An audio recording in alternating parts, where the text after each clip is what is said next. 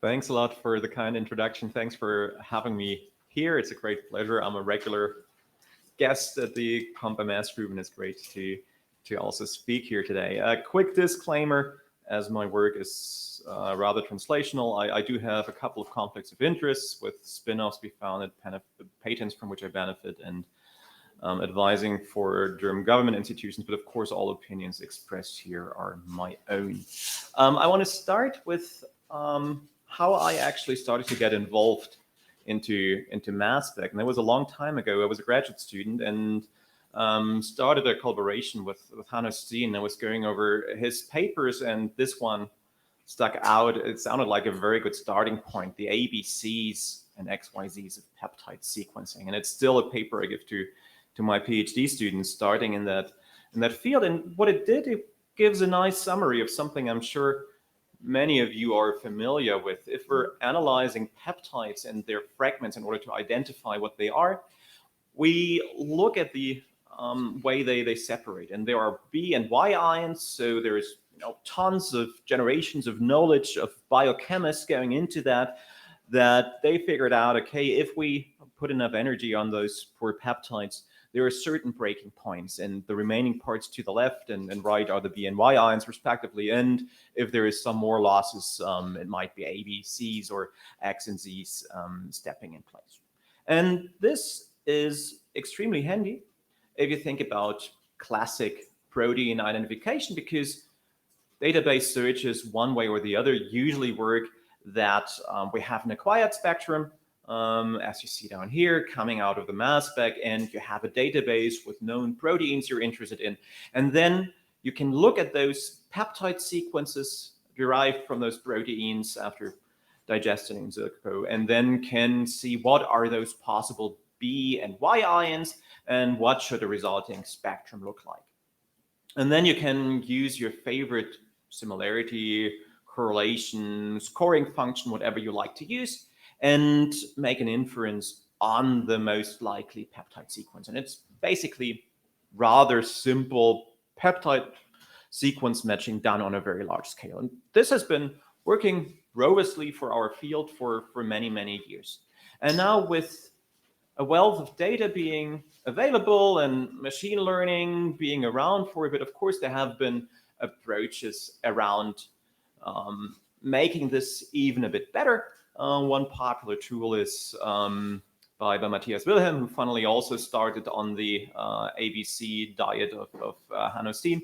And they have projects around where they learned for those B and Y ions what their intensity is. So you see up here, again, what the acquired spectrum is, and down here you have predictions, how much intensity you expect for such a BZ and XYZ ions. And that, of course, can improve your scoring because you have a prediction of how large the intensity should also be, not just at which mass positions you should observe something, but also then with what intensity. And this can improve if you included your scoring function and make results a bit more robust, or you can rescore afterwards, whatever flavor you prefer.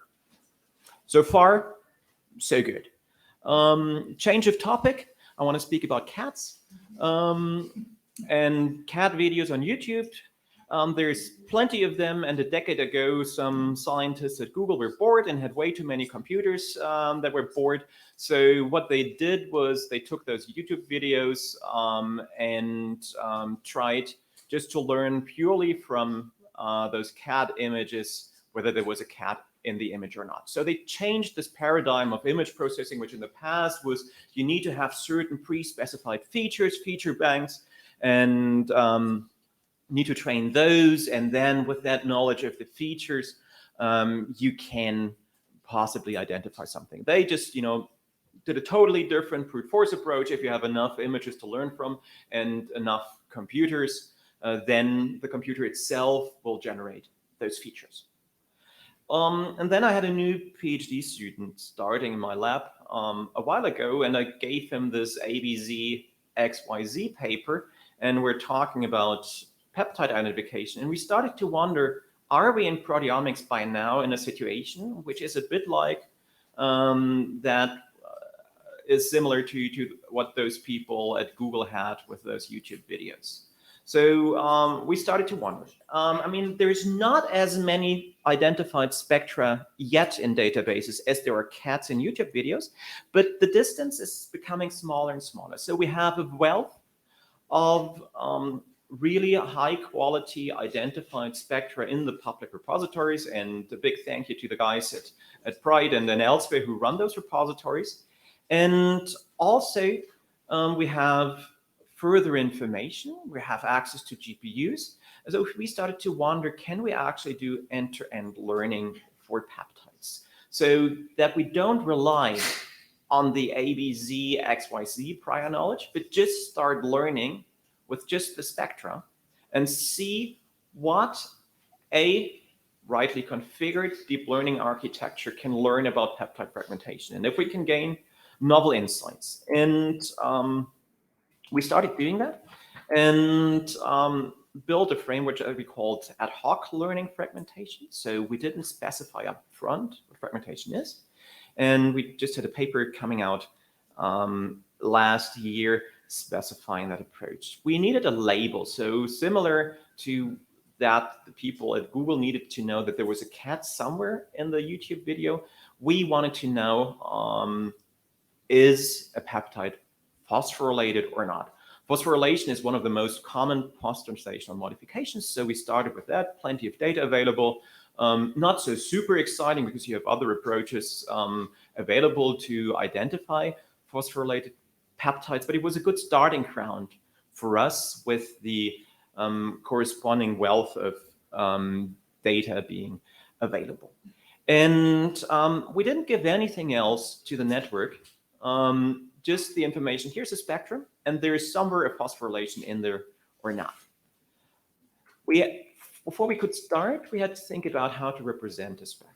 So if you think about a mass spec, they're now pretty beautiful. Like, instruments have improved a lot over the last year, so we have really good resolution. So if you think about it, you have millions of possible mass channels, but you can wonder how much the mass accuracy or the precision that you get shown by the instrument really helps you, because of course it's subject to noise, it's subject to calibration, and you don't always know how long it was that a mass spec has been calibrated. So minor changes in the ppm range might not mean that there is any meaningful biochemical difference in there. It could just be noise. And if you think about learning architectures, we didn't want to start training a network which has millions of inputs, of different inputs, because just then those networks get extremely large and time consuming to train, and the likelihood of overfitting is large. And the question is whether they have enough data to generalize. So we thought about how can we do an ideally lossless spectral representation. I mean, we can centroid the data, and then people have worked with binning, but if we bin all peaks too widely, I mean, I have a short illustration here. So we have two peaks illustrated here rather close together, and we bin them in one part, we lose information. And that would be a pity because it could be meaningful what the difference is. And so we played a bit around. How can we represent mass spectra such that we have the information contained but don't have too many input channels? And we played a bit around how large or small we can make the bins and how many peaks we end up losing in those spectra that we had. And there's a crucial point, as you see in the illustration here. We can make them a bit larger, but if we do it too much, then two neighboring peaks might be joined together and we lose information. And the second thing that we did is to keep this high mass resolution is we kept as a second information for each mass bin that we had, not only its intensity, but also what was the precise mass remainder, so that the network did have the full precision available, but we didn't require millions of different inputs for the model, but rather had a discrete input, here is a peak or not, and then we had secondary inputs saying, okay, intensity was that large, and that is the difference in mass we had accordingly, so as a quantitative input to work with. And then we thought a bit about the architecture that we used. So what you see here is we ended up settling for a temporal convolutional network.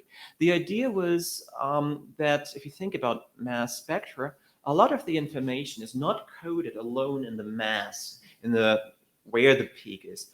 But if you think about fragmentation, we have a lot of knowledge about the differences of masses. So if there's a B1 ion and a B2 ion, or whatever ions you like, their difference gives us information about the amino acids contained. So we wanted an architecture that could include those interactions between inputs, and not just those between neighboring ones, like you might have in a classic LSTM architecture or recurrent nets where you have short-term effects, but also those which might be very, very far apart, because it might be the B ion from the one side matching to the much, much heavier Y ion from the other side or so. So we wanted an architecture which could very easily have those informations connected. So where we allowed for a very long range connection, and that brought us to temporal convolutional networks with dilated convolutions. So with convolutions, because we were not only interested where at which mass did something happen, but also to have this flexibility that we had differences of the same kind at various positions. And that was our starting point to train on millions of spectra, just by saying, okay, there is phosphorylation or not. And it worked pretty well. So we compared against PhoStar as a pretty well-established tool that just does classic feature-based machine learning based on random forest and known mass differences between peaks. And independent of the metrics studied, we saw that we have a nice increase in F1 score and ROC and balance accuracy. I mean, training data sometimes is a bit imbalanced, stuff like that, but it was consistent. And also we noticed that the variance across different independent holdout data sets was much lower for this architecture that we chose than for existing architectures. So far, so good, nice results. We were happy with that as a first step.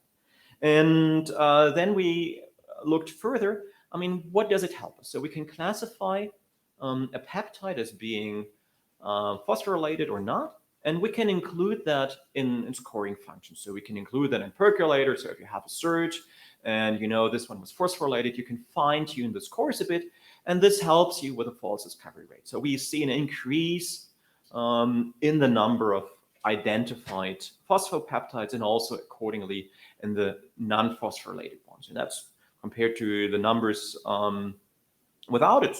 That's too good. Like, it's not revolutionary, but 15% more for the same input, not too bad. And we had a similar effect then if we regard where the modification was. So it's always a bit challenging if you think about post-translational modifications. They change the mass, but you're not always sure if you can pinpoint them on the sequence. There could be multiple positions in a peptide where this change occurred. And also there, we played a bit around, and we see an increase. And if you look at the two plots here, it depended a bit, and it was also not surprising on the kind of data used, of course, on the better resolved, higher quality spectra, so HCD spectra. In this case, the increase was larger than in the more noisy spectra, where this was a bit more difficult to learn, but still a quite noticeable increase in this localization. But in the end, this was not so much what we were actually interested in with this approach. So nice effects, but what we were more about was, did we actually learn something? So that it was not just a black box that gives you something better. We were wondering, like people were wondering with the cats, what did the algorithm think makes a cat a cat?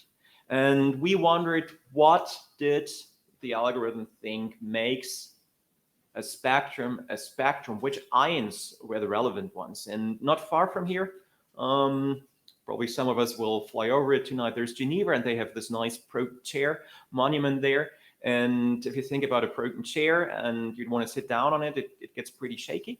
So how much can you take away before you fall down? And for a learning approach, you can try to do the same thing. So you can take the learning approach and try to approximate it by wondering for a specific spectrum and for a specific decision. So saying this spectrum was having a phosphorylation modification, we can then see which part of the inputs contributed to which amount to that decision.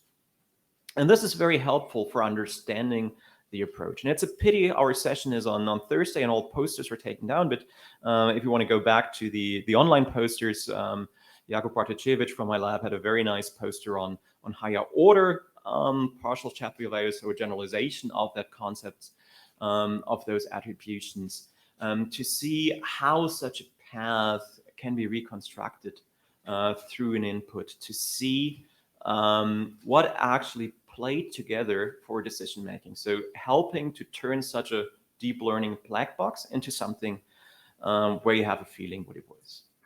And so for the cat people, they figured out that cats tend to have 4 legs and a snout, and those are good indicators for calling a cat a cat. And that's, building up trust, if you think about it, because you have quite often those stories with machine learning approaches that you, of course, have biases in your data, and it might be just, the pet owner in the background, which was always in the pictures with cats and not in those without cats, and suddenly you think a cat is a cat if the pet owner is there. So we started wondering the same. What did this approach think was important in a mass spectrum? And what you see in this plot here, oops, there was one too fast. And what you see in this plot here is, up here is the original mass spectrum, and down here are those peaks in the original. Those peaks in the original spectrum that matched with a known B and Y ion. And what you see color-coded in purple and orange are those peaks in particular that were important for the deep learning approach. And long story short is we saw that what the algorithm considered important matched quite well to what we had as ABC and XYZ ions for the algorithm. So without ever teaching explicitly the algorithm what an ABC ion is, just by looking at a sufficient number of millions of spectra, it learned that fragmentation pattern. It also got, if you look very carefully, it's probably a bit hard to see here on the screen, there were a couple of other ions it considered important, but the driving ones were those that we expected. And that was actually quite comforting. Second step we compared. We can look at those matching ions, B and Y ions, and see what's their intensity, what's their frequency compared to the overall number of B and Y ions that we have.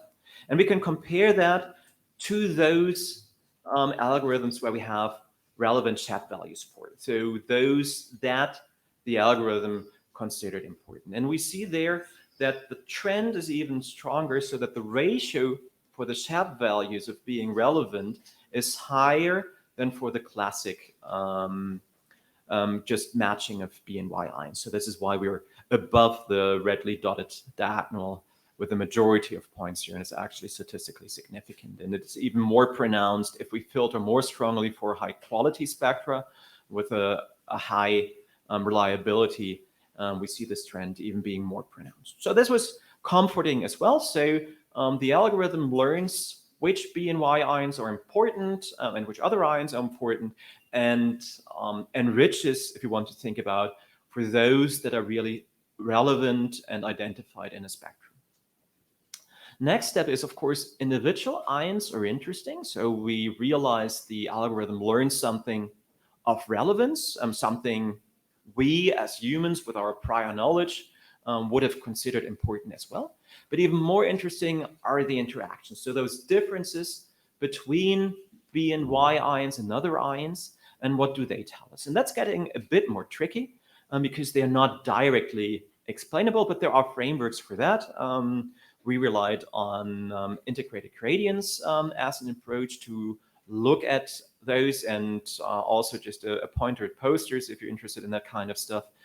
We had 2 here where you also looked at the sparsity an uncertainty of those explanations. Because if you think about looking at combination effects between two inputs, they explode combinatorial, of course, because everyone could play with everyone. So you cannot look at all possible interactions, and you have to focus a bit on a few. And this is, I think, also a very interesting field of research. Coming back to our spectra.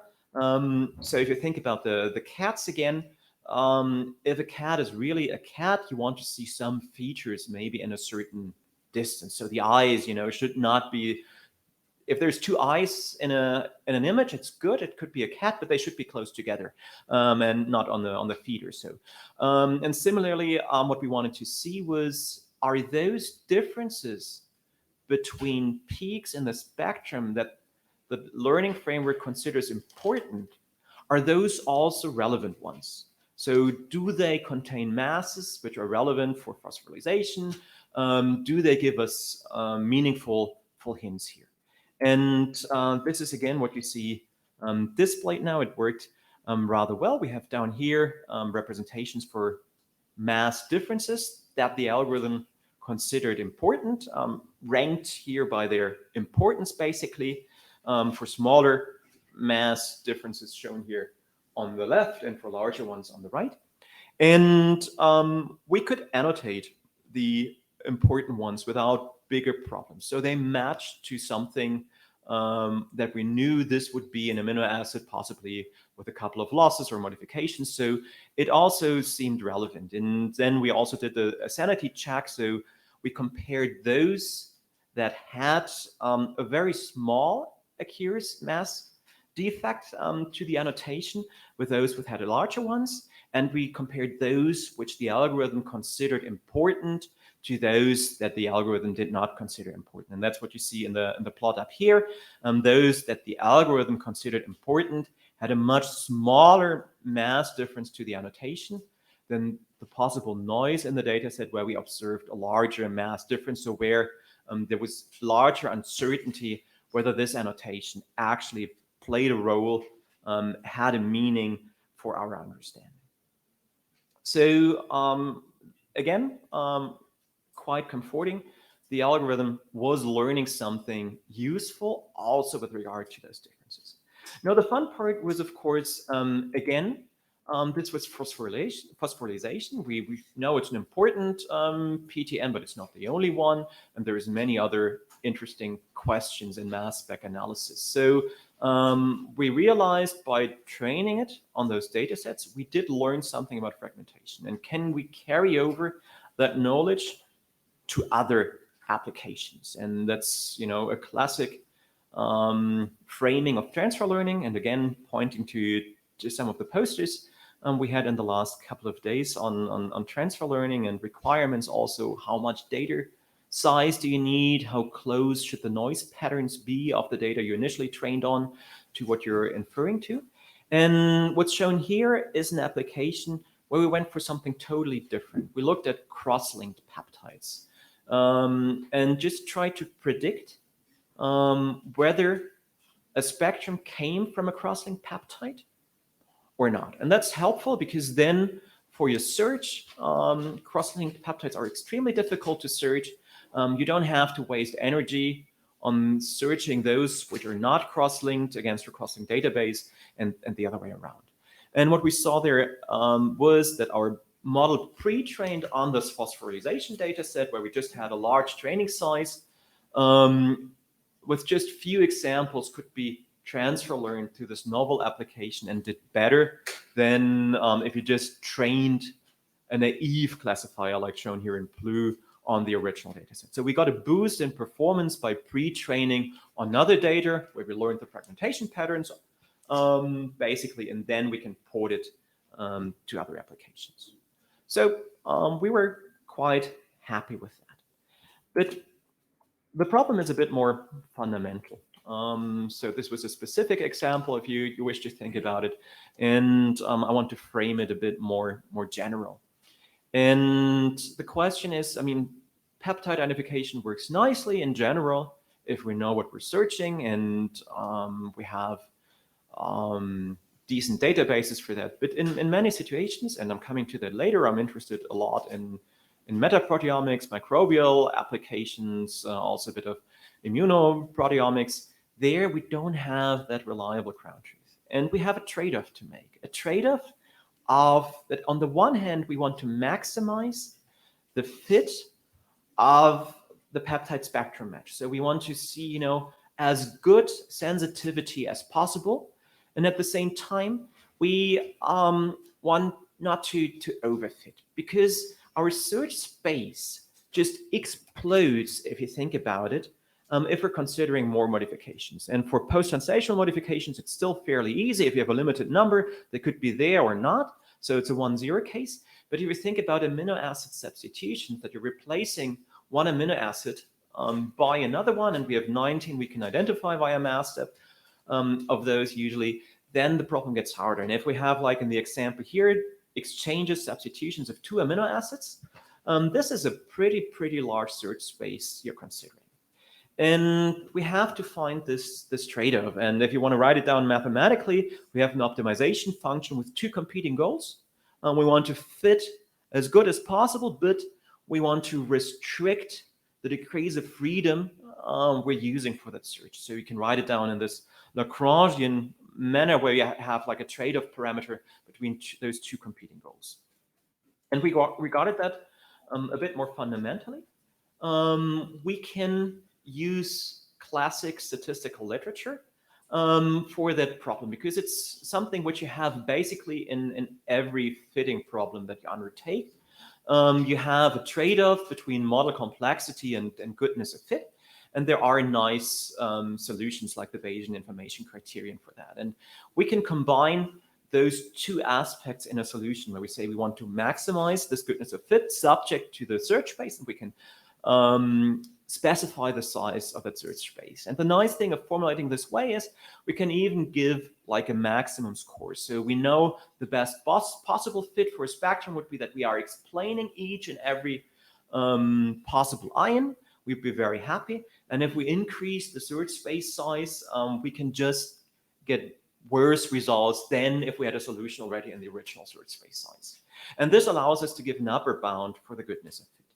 And we implemented that approach, did a tag-based search for, so we went for those parts of the spectra where there was high quality information, took those tags, went for a sequence database, and looked for all sequences containing at least those 3, 4, 5 amino acids of sufficient quality. And then we did a search and extend strategy. So we tried to figure out how do we have to change the sequence, increase our search space to get a fit. And that worked fairly well. So what we did was we had human data, we searched against a human database, and then we pretended we only had a chicken database available. Human and chicken, luckily, are evolutionarily a bit apart, so we don't share all proteins with chicken, but we do have some differences.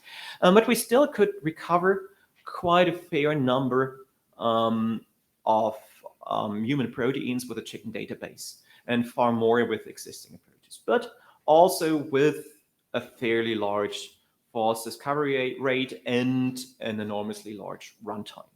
So theoretically nice solution, but not something which carried over really well to practice. And we were then wondering for a problem really of high relevance for looking at antibody sequencing. And antibodies are those parts of our coded system where we have the highest variation in principle, because the immune system needs to adapt to whatever is happening out there. And we started wondering and comparing approaches on antibody sequencing. And I mean, there has been really great improvements, great tools out, also by people here in this room, not by me, for making this better. And still, we have to admit we're not perfect yet. So there is still a fair amount of errors when we try to sequence those antibodies. And the question is, can we actually now, with high resolution mass spectrometry being available, with large amounts of training data being available, and with a bit playing around with deep learning approaches, can we do a little better? And that motivated us to work on an embedding approach for looking jointly at where we place spectra and peptides. So the idea was we can jointly embed in a space where a peptide spectrum would end up being and where a sequence would end up being. And this could be a peptide sequence, a protein sequence, or it could also be on the genomic level. So we could even bypass this part of translating and multiple possible reading frames of going from genomic sequence to peptide sequence. And the idea was if we manage to jointly embed them, we can then for a new spectrum just see which sequences do have something this embedding considers to be similar. And we can then search around that space for candidates and play around with those. So this could be a smarter way of filtering for potential candidates than what I initially showed, just going with tags. Because with tags, we're restricting ourselves. They have to be whatever, 3, 4, 5 continuous amino acids. And here we have a bit higher flexibility. And the way it works basically is we project the spectrum and we project the sequence, and we train by saying those spectra and peptide belonging together, so being here on the diagonal, basically being joined, they should have high similarity, and everything which is off diagonal should be trained to have little values. And thereby, we teach the learning system which sequences belong to which spectra without, again, explicitly saying what's coded in the spectrum. We don't specify there is a B ion and it should go here, but it's much rather saying, okay, it belongs together. We don't tell you why, figure it out yourself. And then we can get candidates. And for those candidates, we can then again play around and see what modifications do they have. Do those mass differences that we observe, do they make sense? Do we have substitutions there in the sequence? The nice thing, it's pretty fast, so we can fairly quickly figure out which sequences do we have in a neighborhood for a spectrum, and how can we leverage those to extend our search space. Quick look at results. Again, an example on antibodies. We had a ground truth here again. We knew what we should figure out, and we ran a different number of approaches on a 1% false discovery rate. And we saw here for the embedding approach that we had a high number of ground truth PSMs being found, still far from being perfect, and coming with some false discoveries as well, but overall in a pretty decent trade-off, and much better, for instance, if you compare to a classic database search where you missed out on quite a number of the possible PSMs. The second evaluation is similar, but a different setup. We looked at the plasma of monkeys, had a collaborator being very interested in that, coming from vaccine research. And we had macaques, and they don't have any decent databases. And we compared what we could find in the plasma of those macaques to the next closest relative, that was chimpanzees in the example here. And again, we could see that we had a pretty decent trade-off of true positives compared to the false positives that we had. And we're still optimizing a bit, and there's much room for improvement, in particular because you can couple such an approach also with existing database scoring algorithms. So you can use it as a pre-filter to restrict the search space, and then do any sort of smart scoring approaches on top. What we kind of liked is we can again look at what are the mass differences coming out for the approach. And here is the top list, and those who like looking at proteomic mass spectra see some pretty well-known cases here. So common modifications that you see on your sequence that the algorithm was never trained on, was never taught they exist, but they just pop up very commonly as being present in the data, and that's something the system then learned from the data without being explicitly taught that they exist. Making a little jump here, a jump from those methods to more of the applications. My lab is very interested in metaomics, and using that, establishing that as a tool for diagnostics. And I mean, we're all, due to COVID, now experts on testing, rapid testing for infectious disease. And classic ways, of course, you have a fine-tuned molecular test, a PCR, or your favorite nasal COVID swab, and you can compare that to fishing with a hook. So if you know that you want to test for COVID, you can directly test, have a fast, cheap result. But if you don't know what you're testing for, it's again fishing with a small hook and trying to catch a shark. It will not work. So you need a more scalable approach. And the classic answer, if you talk to a virologist or a microbiologist, is, well, we can do microscopy, we can culture. But again, that does not scale well because you don't have a very good resolution. You have biases in data acquisition. Not everything is culturable. Actually, most things aren't. And you have to wait a long time to get results and invest a lot of work in many cases.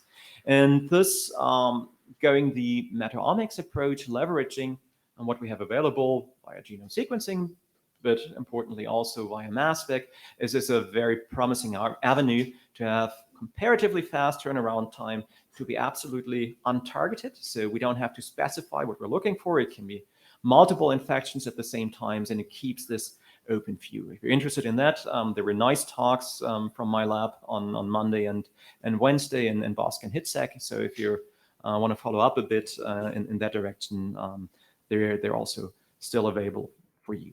And we played around with a different number of approaches and setups for mass spec to get a feeling here, how can we actually use that power of mass spec and proteomic data analysis to get an insight on communities of microbes, and in particular to those which are harmful. And it's an interesting field because we have, it's different from human proteomics or so. We have at the same time extreme sparseness information and extreme overrepresentation. So what we see here, it's a log scale, and for all the common databases, we see still a more than linear growth, so plenty of sequences being deposited every year. So we have tons of information available, but then it's not fairly distributed among organisms. So the top 12 bacterial species have as many base pairs of information or amino acids of information in the databases as the remaining 20,000 species. So we have some species where we know a lot and others where we basically know nothing. And this is even more extreme by now for viruses, because also for viruses, we have roughly 15 million sequences available for COVID, for SARS-CoV-2 alone, and not as many for the other viruses being out there, and they are harmful as well. So we have at the same time overrepresentation and underrepresentation, and that makes for quite a challenge if you do data analysis. And there's two goals for metaproteomics. And the one question is, who do we actually have in here? In which quantitation? Who made it? And this is what I'll finish with in this talk and focus on. And of course, there's the other question, what does it actually do? So is a bacterium pathogenic? What's the host of a virus? Which functions are triggered? And there's tons of interesting questions for that. And we worked on that, but I'm not covering that for today. The challenges if you want to do species identification and quantification is they can be very similar. And this is like the challenge of this over-under representation problem. So you can have two E. coli, and one is pathogenic and the other not, and they still share 99% of their amino acids. So we have to distinguish very related information. If it's clinical samples, coverage can be fairly low, so we don't have as many peptides as we would love to see to solve the problem. We have confounding by expression levels. We have those very large, extremely large databases, and no, they're still incomplete, and we want to be fast. One solution that we and others have worked with our hierarchical searches, so that we first filter out the host as a background, do a first search of figuring roughly out what could be in there, and then fine-tune in a second search with the wealth of the databases going on the strain level. What actually are those possibly characteristics, peptides for certain species. Trouble there is, of course, how to deal with false discovery rates, because you're multiple times touching your data, and there you have to worry a bit. Second challenge is this confounding of expression levels. So those peptides that are highly expressed tend to be those which are more conserved in organisms. So on the database level, you might think species 1 and 2 are fairly distinct. I mean, here in this example, we have 3 proteins, and they differ in 2 and just share 1. But it might be that they just differ in proteins that are not expressed. And that's actually happening fairly commonly. And then it doesn't help you for pinpointing what's happening. So we have to consider that when we're searching. And we played a bit around, and what we ended up doing was we modeled the similarity. So we built a similarity matrix from the reference proteomes, indicating us how often it happens that a peptide is shared between 2 species. And we then iteratively corrected that for the expression levels. So how often was this peptide that was shared also expressed in the data that we observed? And then we have the observed abundances, and we can integrate those two in a linear model and piece the information together. So we can decompose in a linear model with constraints for sparsity in the number of species and for non-negativity, because there shouldn't be a negative contribution, a negative abundance for a species. We can figure out what the actual corrected abundances are, and we can compute p-values for that. So how sure are we actually that we are seeing a species given the data that we observed? And for doing that, just a quick example here on cowpox, so very related to current monkeypox. And we looked at mixtures of 2 highly related strains sharing 99% of their amino acids, and we mixed them in various concentrations. So the one here, Crefeld, was an outbreak strain, was 0% in the one example and 100% in the others, and different values in between. And we mixed that with the second one just to see, can we tell them apart? And for confusion, we added all sequences that were available for any sort of other orthopox strains.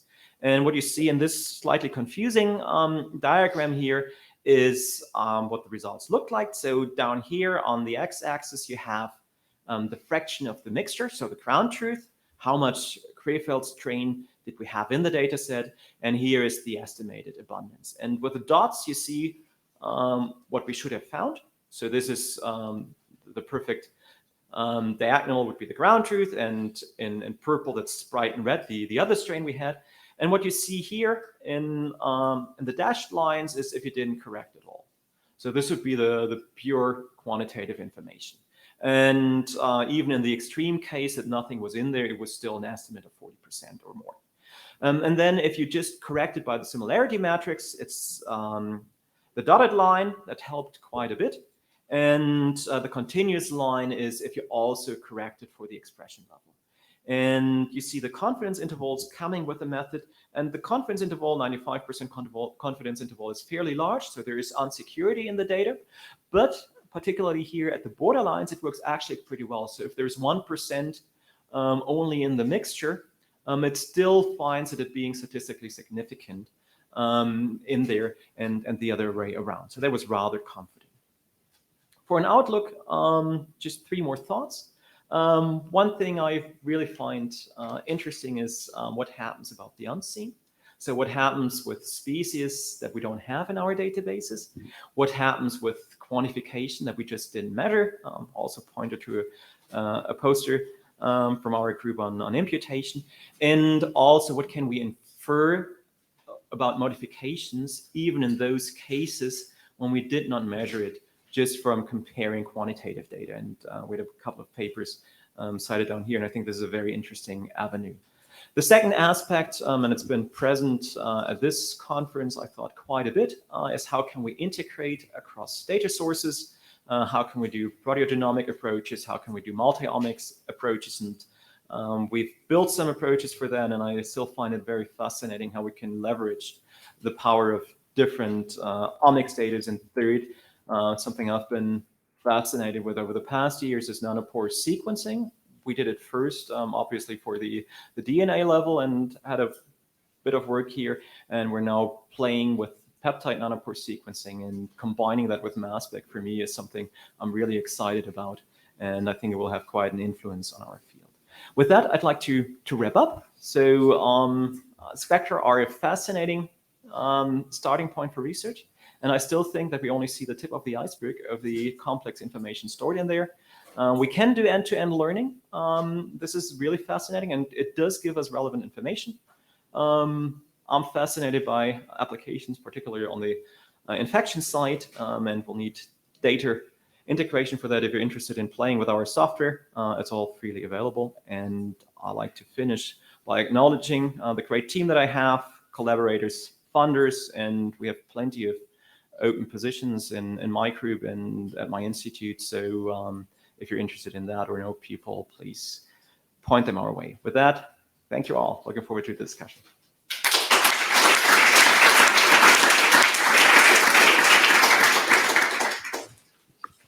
Thank you very much. Exciting talk.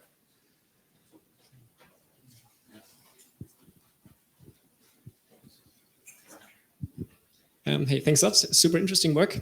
I have two questions. First, so for the first model you presented for peptide identification, and where you did the evaluation, I was wondering actually what you used for the evaluation, what kind of test sets. Was it a spectra from a different data set the model has not seen before, or was it also peptides it had not seen before the model? And connected to that, the second question would be, did you actually observe a difference in performance of more common and less common peptides also? So basically how agnostic was the model to this, and not learning based on very common peptides or fragments of peptides, but really learning the fragmentation patterns itself of the sequence? Yeah, it's a very interesting question. So we had multiple levels to ensure that we don't have data leakage. So we had separate test sets holdout from different labs from different species. We also had a temporal holdout that after we run everything, we just went to Pride again and saw which new data sets were there from labs that had never submitted before. So we did have a chance to see that there was no major bias in there. We saw major fluctuation between data sets. That's something which is was pretty evident. I mean, still variance for us was lower than compared to other approaches, but it was still relevant.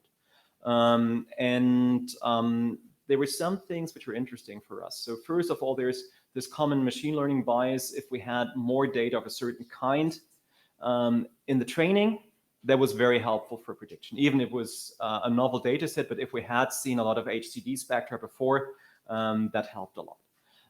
Similarly, if we had seen data from the same species before, that helped a lot. And then again, what was kind of nice is still we saw that, if we looked at explainability, also like for novel data, like the same understanding was there. Like even if it was major jumps in experimental techniques and setups, we saw it. And also for the transfer learning, that was very comforting for us because it was a totally different problem. It was cross-linkers, the tool I'd never seen before. So that worked pretty nicely. So long story short, yes, it's a high risk. We tried to account for it. Certainly, it was not perfect. My hope is a bit for our field with the constant growth of data that the effects of those biases become smaller. And one thing also, fun fact, with the second approach here, we played around and we can, with this one here, we can also transfer data. So you can, basically use it also as a simulator. So you can use a data set of one kind and transfer it to other properties. So we can take HCD spectra and turn them into CID spectra, or we can, ask the tool to make them look like if they were from another organism. And I think this is going to be something really exciting. I think simulators in our field have gotten better quite a bit, and I think they will continue to get better. And this will help us also to avoid those kind of biases.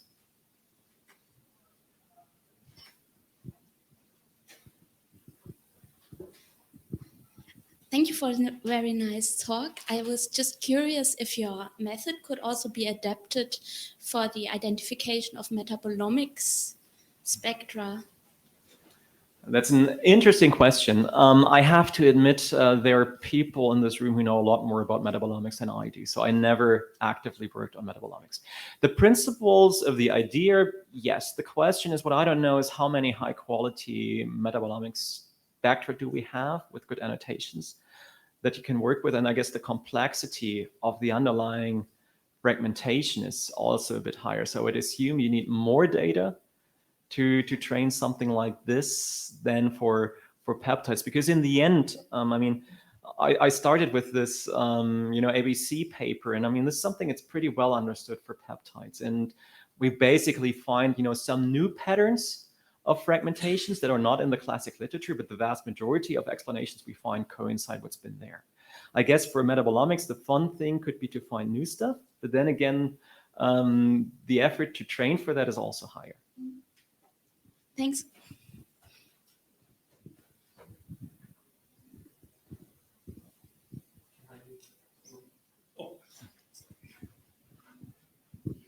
Hi, nice talk. I was wondering, talking about applicability and in the field of proteogenomics, where we would often have, for example, the wild-type peptide and a mutated peptide that would only have one amino acid difference.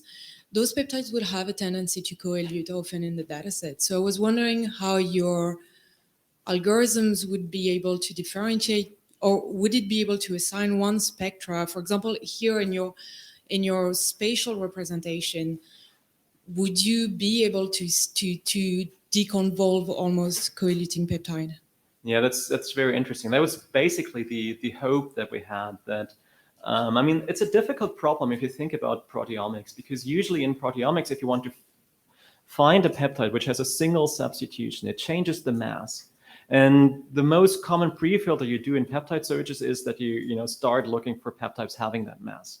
And thus, as a first step, you usually exclude exactly what you want to find.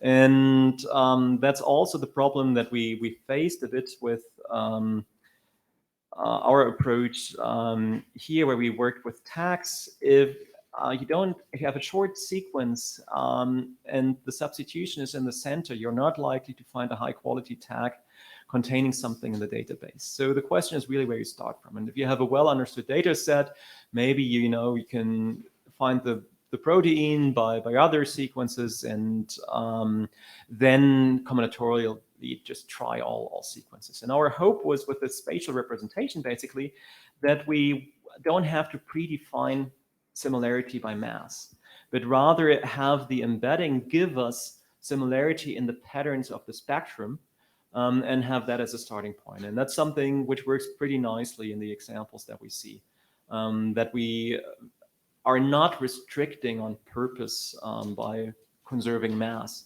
but that there can just be patterns in the spectrum at various points which are conserved, and that is good enough to give similarity.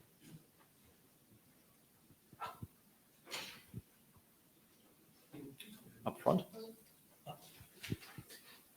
You hinted at it a little bit already, like going from HDDs to CID, Spectra, etc. Have you looked at other latent properties in the Y-Hydra embedded space? For example, like transformations that correspond to specific PTMs to kind of do zero-shot annotation of modified peptides or something like that? We played a little. So what's really nice is, I mean, if you have enough time, you can stare long enough. I mean, you can run something like UMAP on the embeddings and try to find patterns. And there's plenty of things, with charge states and modifications that you see nicely how they cluster. Specifically for the application that you described, we haven't tried that.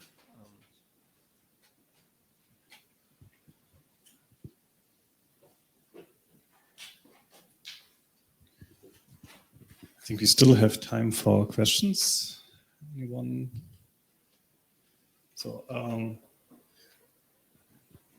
could you say that your network learned actually how to calculate sums, like you do as in the lab, and you take the spectrum and you actually try to sum up the amino acid masses or modification masses? Yeah, in a way, yes. So I mean, the setup was built, if you think about it, that we wanted it to be able to look at the difference between mass channels. So in a way, that's a prerequisite for summing, because you bring that information that is relevant, what is the mass of an amino acid as a difference between peaks, you bring that information together.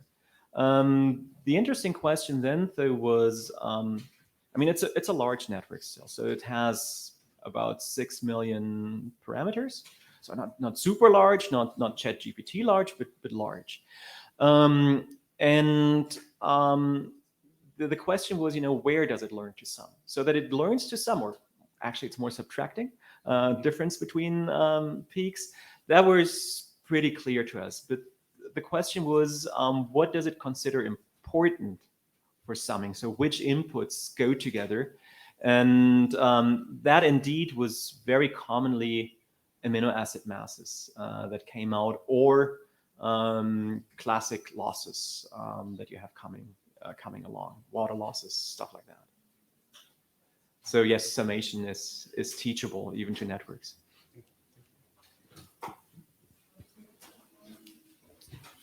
Have you thought about a self-supervised learning strategy where you mask out like B and Y ions and predict them? So you learn like a representation of spectra, I guess in a GPT style. We haven't done it.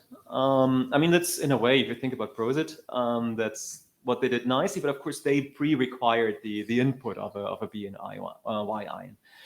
With this approach, it's not easily generative. However, with this other approach where we embed, that is something which is pretty much feasible. So we could, the way I described querying here was always to go from a spectrum and find the sequence. We could very easily also do it the other way around. So take a sequence and query which spectra are in that surrounding, and then go from there to generate spectra and hypotheses how a spectra could look like. This would not be targeted at B and Y ions, but of course they would, be probably pretty dominant in what's happening there. So this way around, it should be quite feasible, but we never did it actively. There's other approaches to, like I mentioned that, and I think it's very important for our field. Like my mass spec collaborators always look down on simulations, and I understand it because the first simulations of mass spectra were pretty bad. And I think this is where our field really has made a nice loop forward, that the ability to generate high quality in silico spectra is extremely helpful for the development of our field. Thank you.